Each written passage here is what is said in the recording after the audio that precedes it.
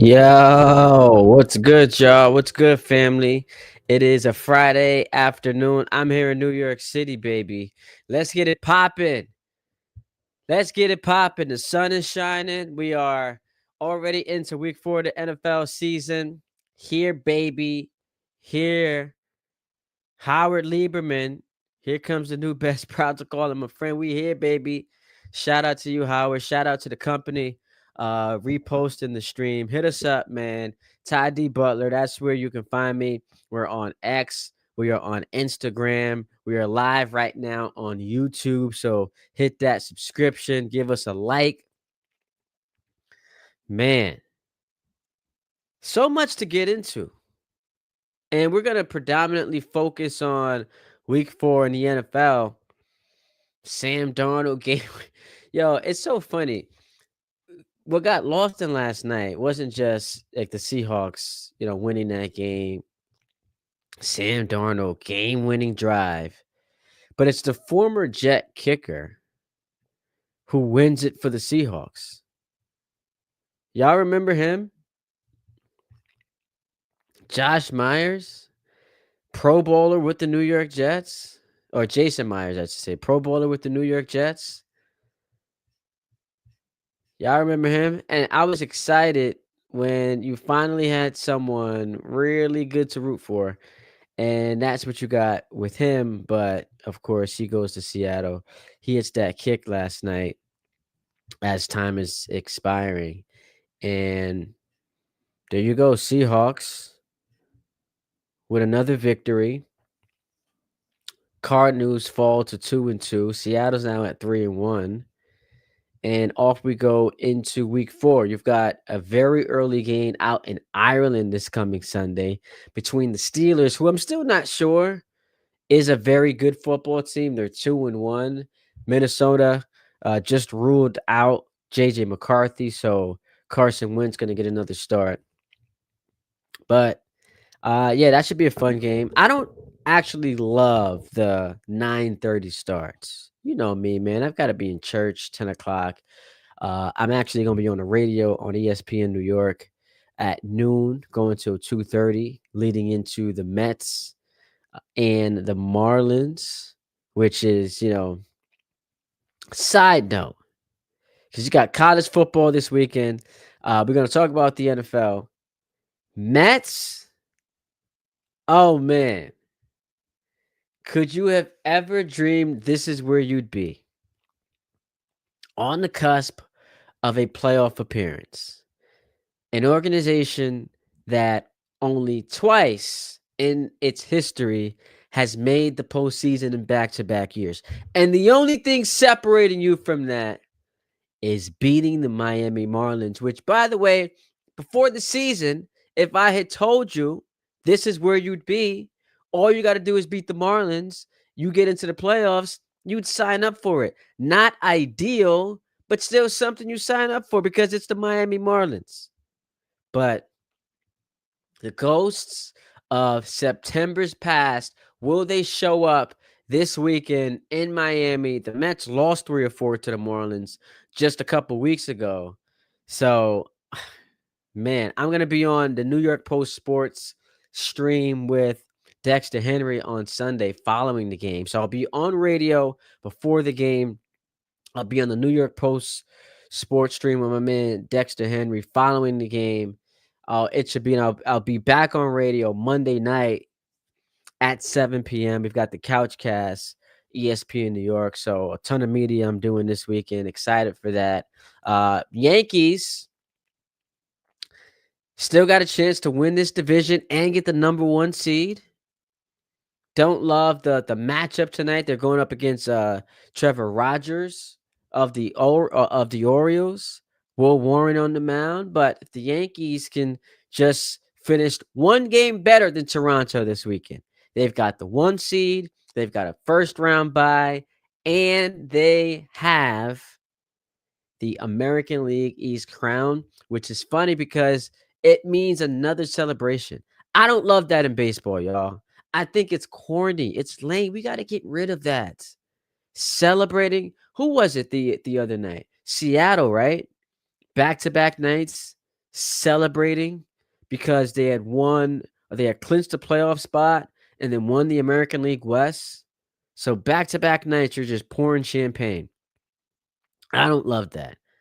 Hot take Johnny, how much confidence do you have in Sproat pitching well for the Mets tonight? Listen, of all the pitchers you trust in that rotation, I'd have to argue it's McClain, who once again was nasty last night, striking out 11. Did give up that 3-1 home run, but he was incredible last night. And I guess Sproat is second, right? Which is crazy.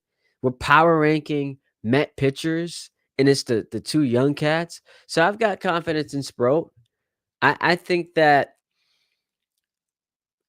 it's on the table.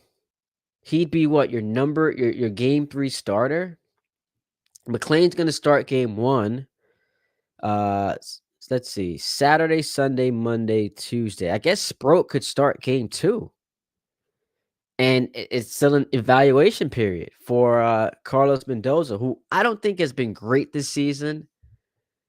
Mendoza's made some terrible, terrible blunders this year, and it's not all his fault because when you look at how flawed the roster is, that comes down to what David Stearns has provided to him. But should he have left McClain in that game last night? Maybe not. But then again, you're turning it over to a bullpen that outside of Edwin Diaz, you just don't trust. So Johnny, I do think that Sproat is going to pitch well for the Mets tonight. Wouldn't it be brutal if Mets win tonight? You've got help because the Reds are playing the Brewers this weekend.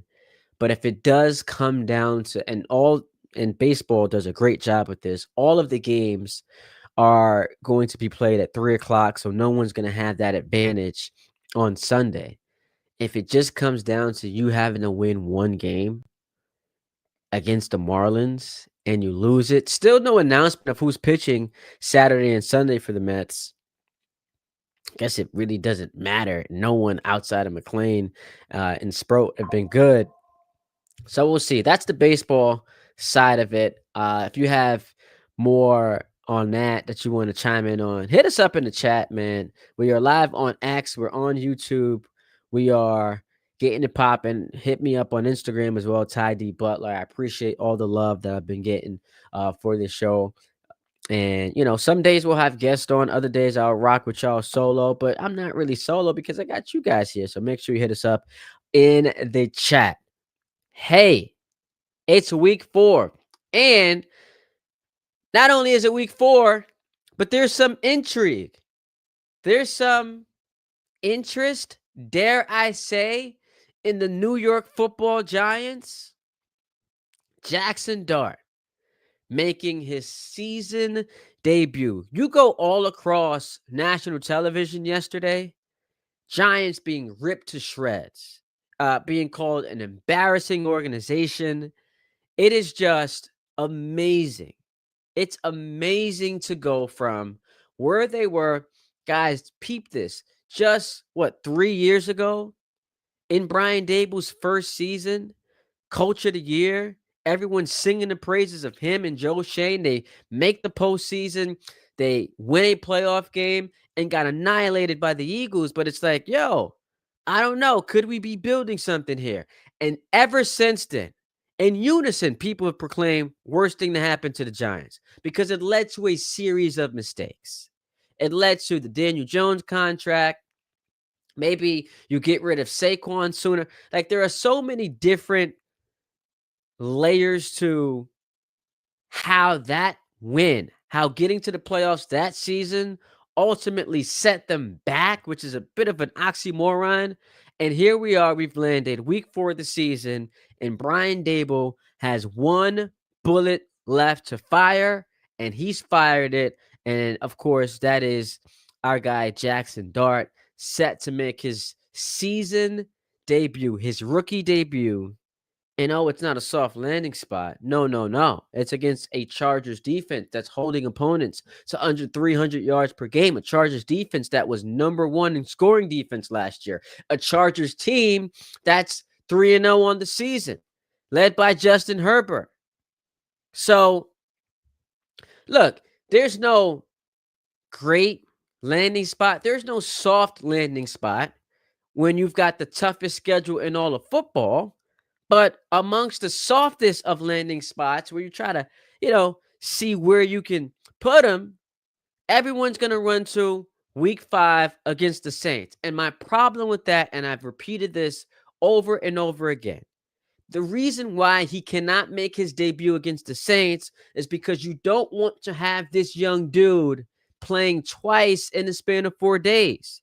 The Giants, after that Saints game, will be playing the Philadelphia Eagles on Thursday Night Football. I don't think that makes a lot of sense to put him in that situation. So I landed on week 10 in Chicago. I said week 13 in New England, albeit Monday Night Football, but at least you get the bye after that. But here's where we are. And I gave the Giants credit. So I'm not going to act like I'm talking out of both sides of my mouth.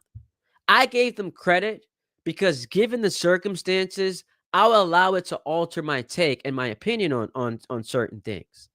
Given the circumstances, there was no way you could go back to Russell Wilson after what we saw last week.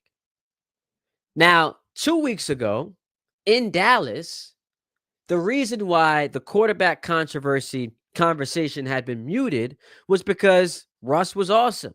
450 yards. You put up, 37 points in a game you should have won. So when your offense is clicking like that, even in a loss, it's like, all right, we don't have to rush this thing. We were focused on that defense, that highly touted defense that all of a sudden couldn't stop a nosebleed. But then you come to see what happened last week. It's like, bruh.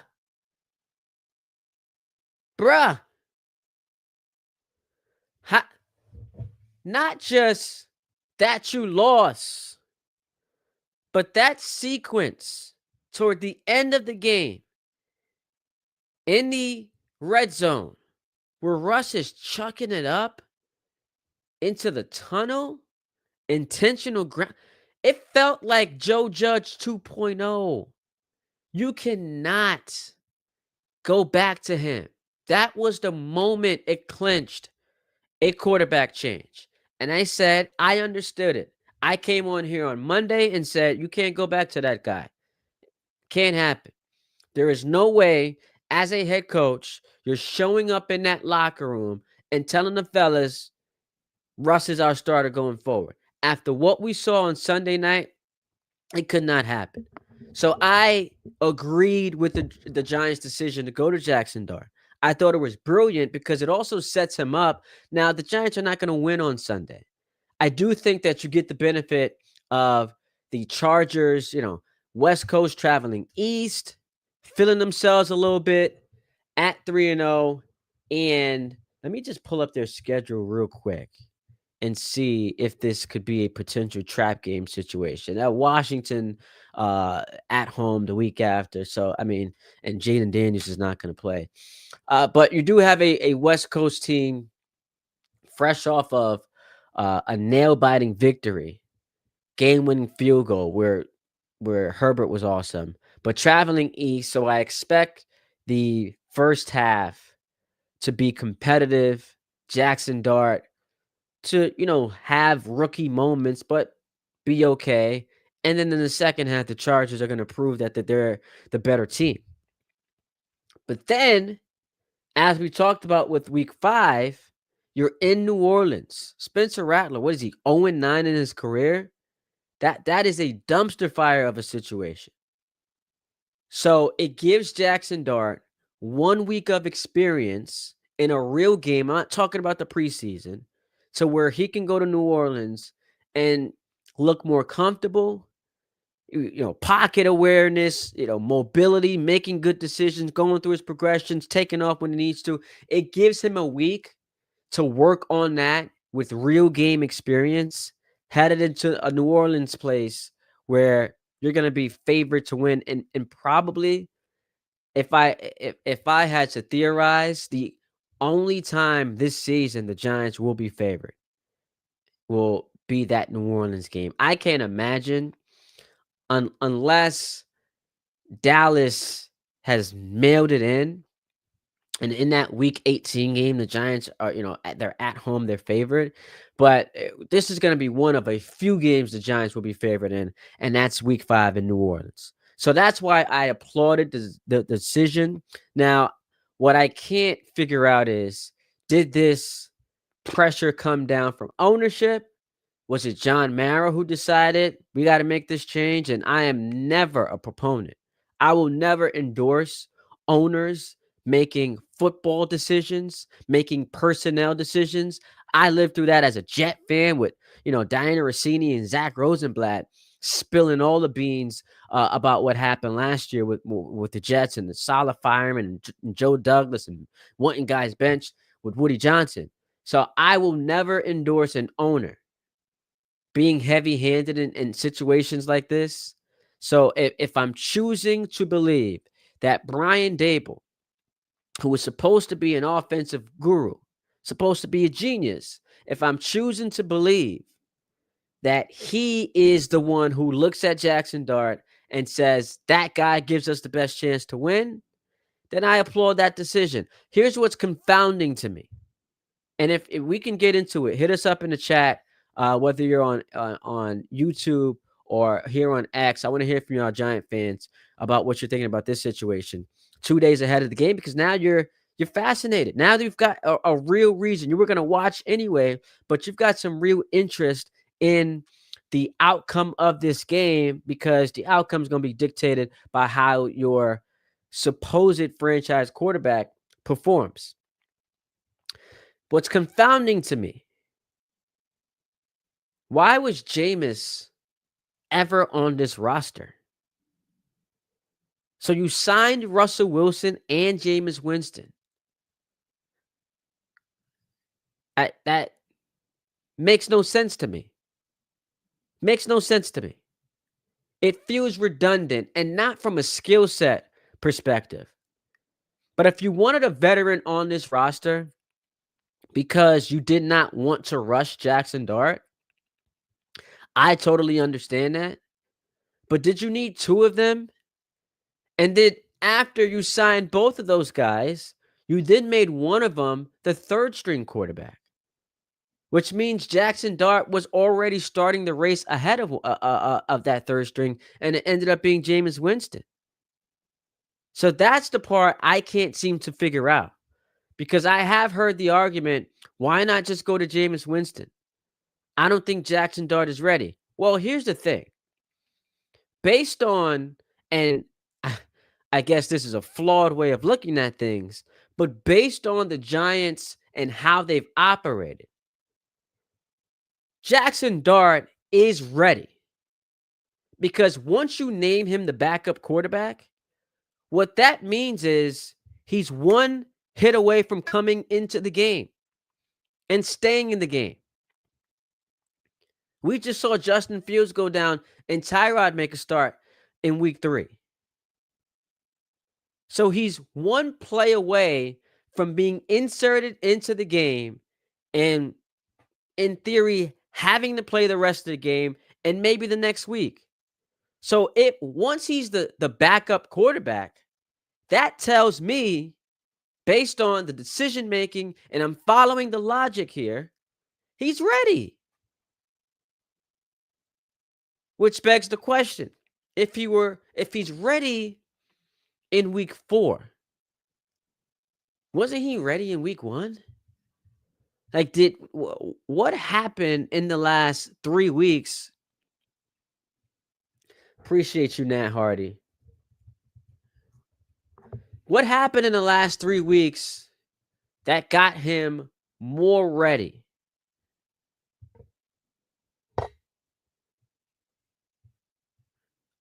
I gotta look at this Jaden Daniels story. You said he went into a Louis Vuitton store and was denied.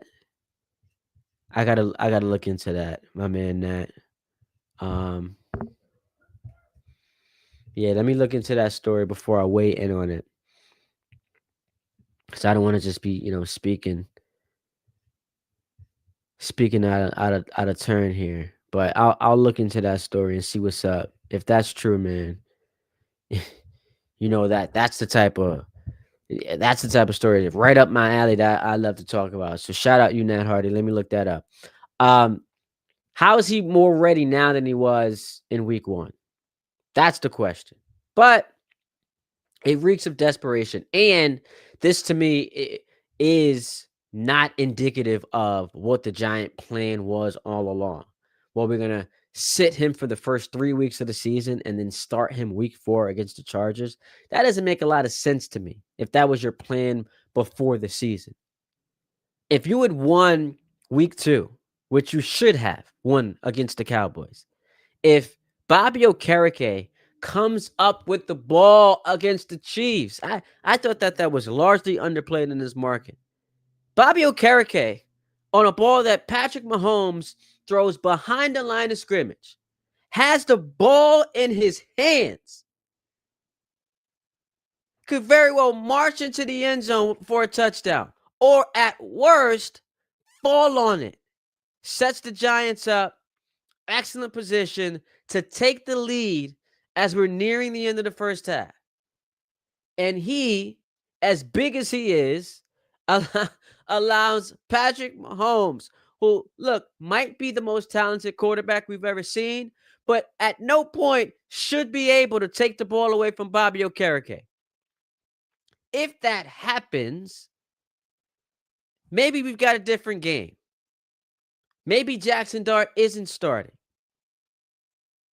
So I'm looking at this and I'm saying, is it that he's ready to play? Is it that he gives them the best opportunity to win? Or is Brian Dable hearing the chirping, acquiescing to, I guess, the reality that his job is on the line? And I understand the Giants don't typically like to do in-season firings, but hey, here is what is going to be very, very interesting. They're going to lose this game on Sunday to the Chargers. I'm curious to see what the spread is going to be in New Orleans week 5, and it'll be largely predicated on what happens with the Giants this week, how Jackson Dart looks. But that is as close to a must-win game as you could possibly have for a head coach. The Giants taking on the Saints. The Saints are going to get pummeled in Buffalo this weekend. Pummeled. The spread in that game is 15.5. Thinking about taking the Bills. I know it's a large number, and I'm typically not a fan of spreads like that. That's more than 2 touchdowns. But at that feels like easy money. Buffalo with an extended rest. And one thing that the Bills do, maybe better than anyone, is they smash the tomato cans. They're like the Yankees of the NFL. Tomato can, put them out. So after the Saints get annihilated by Buffalo, and they're now home for the Giants, a game the Giants will be favored in. Rare occasion this year. The Giants favored in a football game. That is as close to a must-win game as you could possibly have. If you're not beating the Saints, where are the wins coming from for the Giants? Where are the wins coming from? And could you imagine what the embarrassment will be for Brian Dable? Like that, like as bad as it's been for him, 3-win season, almost going winless at home last year. Like as bad as like the whole Daniel Jones debacle, having to release him during the season, as bad as it's been for the Giants. this would be a new low. This would be rock bottom, losing to New Orleans next week. So that's going to be a must win game for your New York Football Giants. It is going to be in that territory.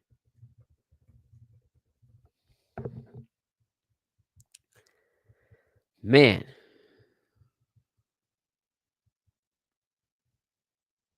We've seen some embarrassment. We've seen some embarrassment, but none to that level. Now Jackson Dart gets the ball, and he does present a new layer to the Giant offense, some nuance that Russ did not have. Obviously, at that age, he's nearing 37. The dude just can't move anymore. Yo, did y'all hear Richard Sherman on the halftime show or the broadcast last night? Straight boom on violating Russell Wilson. And it wasn't even a stray. It was not. I'm coming for you because there have been rumors for a minute now that players in that locker room just didn't mess with Russ. Like he was just a different dude. And I don't know if it was that he was corny, he was a phony, or the way he was moving was just lame.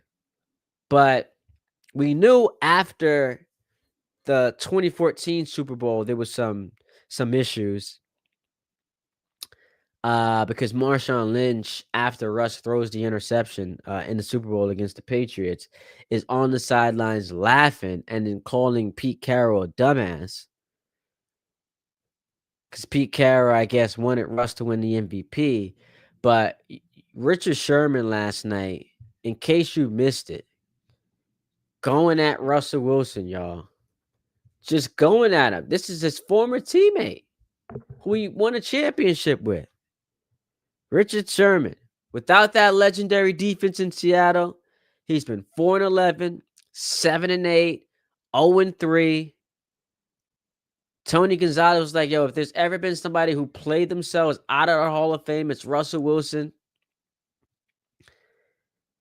Yeah, Scud missiles. Scud missiles. Speaking of Russ, First Take had a conversation the other day that I'm sure Giant fans loved. And it was Stephen A. Smith making the case, listen, if we're going to put Eli Manning in the Hall of Fame, Russell Wilson's got to go in the Hall of Fame. And I quote tweeted that, and I was like, oh, I like this. It's spicy. Not that I agree with Stephen A's take, but I like the spiciness. The problem with the Eli, and this is a quick detour. The problem with the Eli conversation is that how he's viewed locally is like massively different from how he's viewed nationally.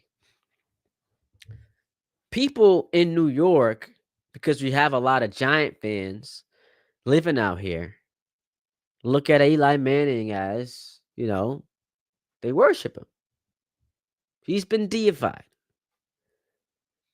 Winning 2 Super Bowls, the teams he beat, the quarterbacks he's beaten, the runs in those Super Bowls, going on the road, like legendary moments. Tyree, Manningham, I mean, him getting pummeled, the grass in his helmet, all of that. So he has been put on this level that a lot of people who don't live in New York just can't vibe to. They can't get jiggy to that. But the thing is, if we're constructing our argument by starting off with, hey, if not for the 2 Super Bowls, then I think we are constructing a losing argument. We can't start taking championships away from people and then asking what their resume looks like without the 2 championships, as if those 2 championships aren't the biggest pieces of evidence on their resume that they're Hall of Famers. Now, I would agree that to some extent, Giant fans do overrate Eli Manning, and I'm not trying to get into a back and forth. And this, I'm not trolling at all. There is an element of an overrating of Eli Manning that Giant fans can't comprehend because they love him so much, and I understand it. Like if I had a quarterback who started every game, even though he went 500 in the games he started in the regular season, started every game, won multiple Super Bowls. I understand how you would defend him to the nth degree. My whole thing was as I'm watching Eli Manning during his career, and I think you guys, if you're being honest, can agree with this. At no point did you feel like as you're watching him, I'm watching one of the greatest quarterbacks of all time. But it's cool because the championships matter. They elevated him to a different status. And those moments en route to winning the championships checked a lot of the boxes for a guy who ultimately will get into the Hall of Fame. But I don't know how we deviated there. Let's get back to what we're going to watch on Sunday. I think the Giants lose this game to the Chargers. And obviously, that is going to be what's the spread on this? Chargers minus 6.5. Oh boy. How you guys feel about that? I'm leaning Giants, not to win the game outright, but can the Giants keep it to within a touchdown? Yo, I need your help. I need you guys' help. Can the Giants keep this game to within a touchdown? Maybe, just maybe, we are seeing an improvement on that defense. Now, the Chiefs aren't the greatest and most effective litmus test because that offense has struggled for more than 2 years now. Where it's not the same Chiefs that we're used to seeing light up the scoreboard. But played well enough to win last week, right? If the offense had given them just anything of substance, the Giants could have very well won that game last week. Chargers, great defense. Giants should be a great defense. Jackson Dart making his first start. It's at home. Ton of pressure.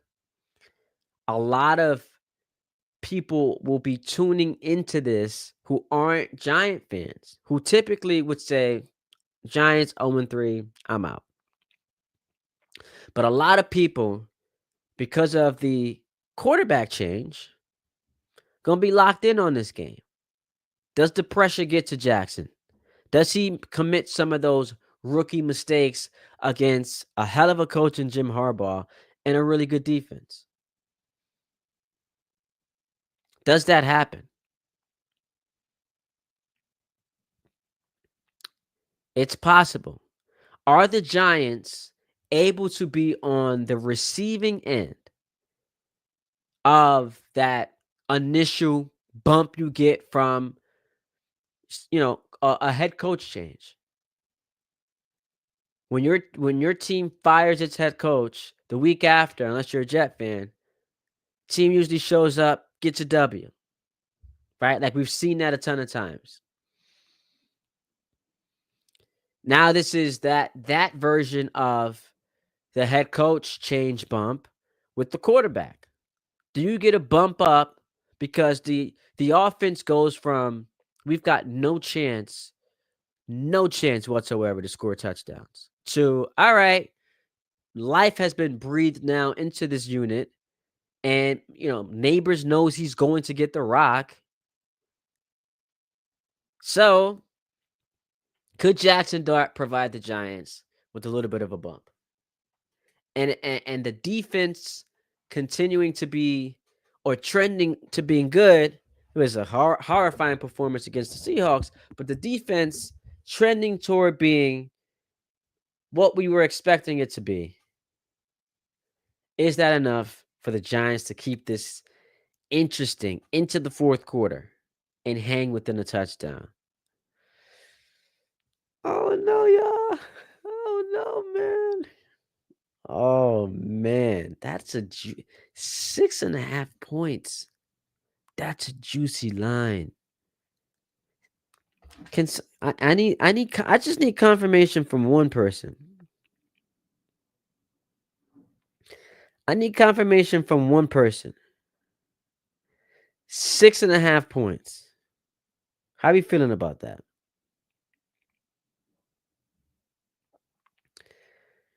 6.5 points.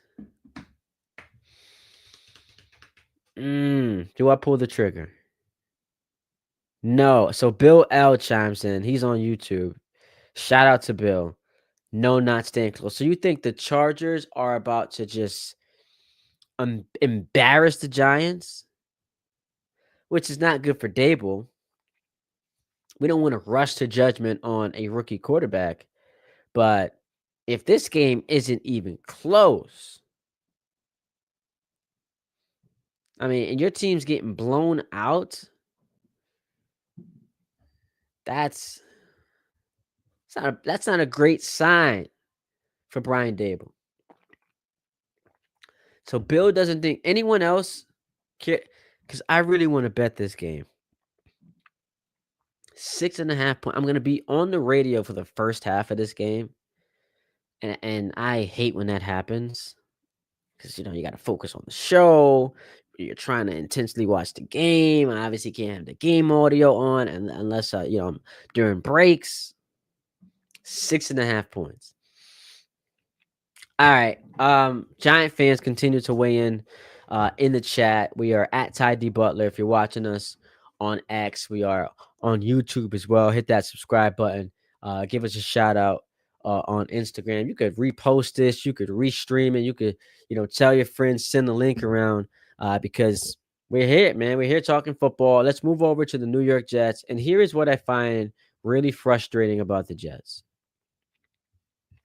So Tanner Engstrand is doing his press conference, talking to the media, and Rich Cimini tweets out how he disagrees with the premise that the offense is starting slow. He says it's a non-issue for us. In weeks 2 and 3, the Jets have scored 9 points in the first 3 quarters. 9 points in the first 3 quarters of weeks 2 and 3. Which, you guessed it, is the fewest amount of points scored in the NFL. But Tanner Engstrand disagrees with anyone who says that the offense is starting slow. Disagrees with that. Now, big moment because plays remain crystal clear. They're like pictures that are painted and become tattoos on my brain so I can recall them. First drive against Buffalo, as the Jets are driving down the field. And this is Justin Fields coming off of a superb performance. Third down opportunity. Garrett is hanging underneath, wide open. Found the open part of the Buffalo Bills zone defense, wide open, and Justin Fields completely misses him. It kills the drive, and the Jets go on to lose 30-10. And they were stuck on 3 points until garbage time, but they go on to lose 30-10. Last week, they're driving down the field, and they had to settle for a field goal, but person I was watching this game with said, "Oh, I'll take that, a field goal." And conventional wisdom says yes. You're in Tampa against a much better team. You're on your backup quarterback. Conventional wisdom says, I'll take points on the opening drive any way I can take them. I disagreed with his take. I disagreed with him saying he'll take the field goal. That drive to me confirmed the Jets were not going to win this game. because I don't trust that defense. That defense right now, 27th in expected points added. What are they, 31st in points scored? The Jet defense right now on pace to set a franchise record for points given up in a season. I don't trust them. Now, to their credit, held Tampa to a field goal on the ensuing drive. The Jets didn't get another field goal. So they're up 6-3. Mike Evans scores a touchdown. And that pretty much was all she wrote. I know Will McDonald had the unbelievable play that had Aaron Glenn going nuts on the sideline, which, by the way, I want to clear something up.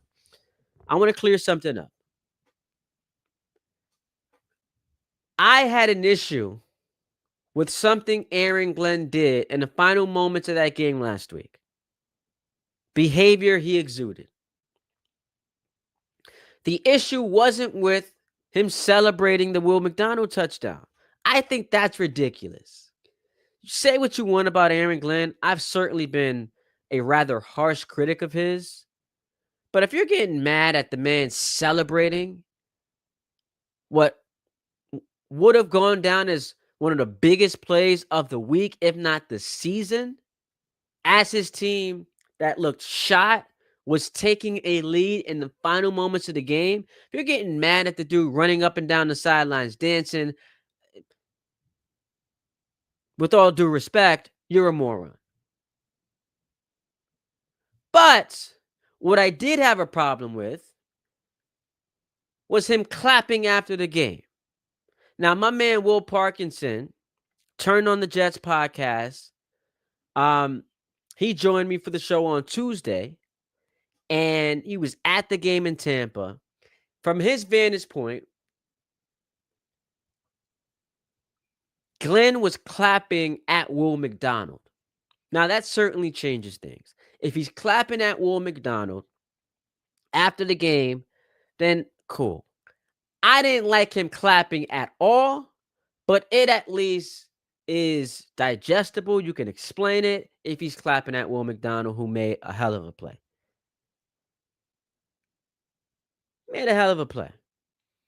I just felt like the optic, and sometimes we get a little goofy with optics, but I felt like the optic, like, come on, my G. You just lost the game. You just, once again, for the second time in 3 weeks, surrendered a lead with 2 minutes left to go. And it came because your defense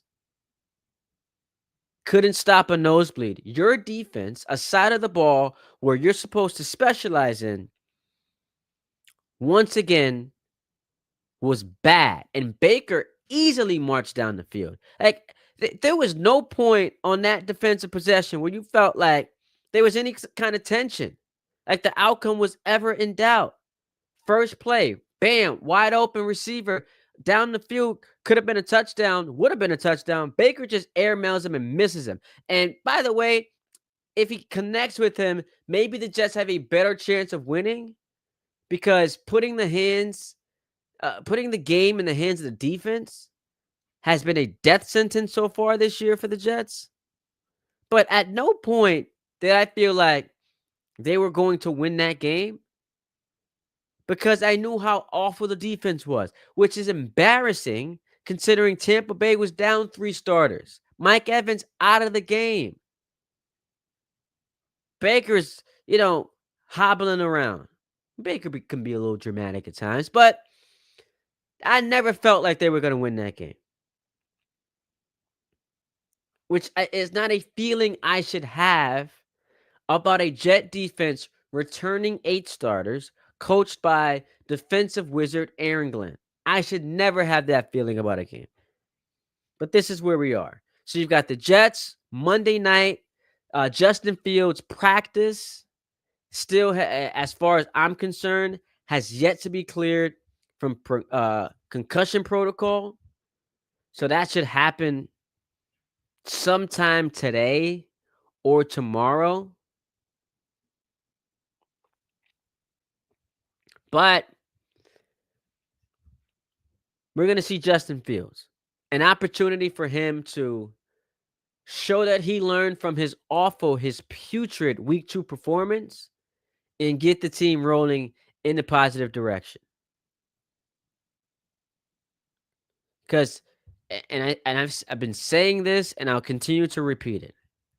I am not that crazy Jet fan that is super optimistic. What I will say is this: once your team that you root for, who is bad, picks up a win that they weren't supposed to, and Vegas is saying that they're not supposed to win this game because Vegas has Miami favored by 2.5 points. So your football team that you know is bad picks up a win they weren't supposed to. You then become irrational, irrationally optimistic. Your brain starts to play tricks on you. And it's like, wait a minute. We're 1-3, winnable home game against the Cowboys. And depending on how this looks, obviously, like if the defense shows signs that it's improving, that Cowboys defense is historically bad. So we're now home for Dallas. We're 1-3 going into that game against the Cowboys. Maybe we win. And then we go to London. Anything can happen in London. And it's a winnable game against the Broncos. And then it's another winnable game against Carolina, and another winnable game against Cincinnati, and another winnable game against Cleveland. So the point I'm making is this: I've crushed the Jets. I have destroyed them because those losses have been objectionable. But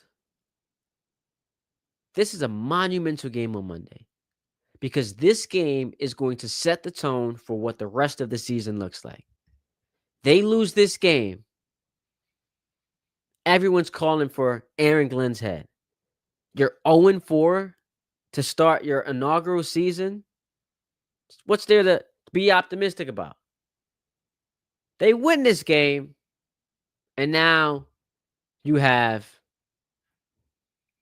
5 straight on the schedule that are quote-unquote winnable.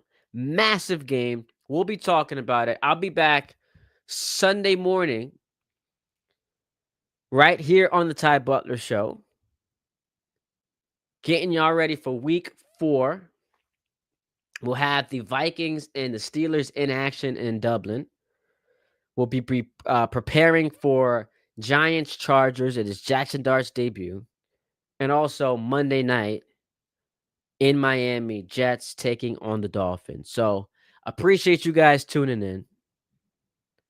A lot happening this week in the college football, the Ryder Cup, the NFL, baseball. So who knows? Something big happens. I might pop on here tomorrow. I might pop on here later. Make sure you subscribe to the channel, the YouTube show. Ty Butler, Ty D Butler is where you can find me. That's on X. That's on Instagram. That's on YouTube. That's on TikTok. That's on all of these social media platforms. So give me a shout out. Peace and love to y'all. Enjoy the rest of your Friday afternoon. Deuces, my guys.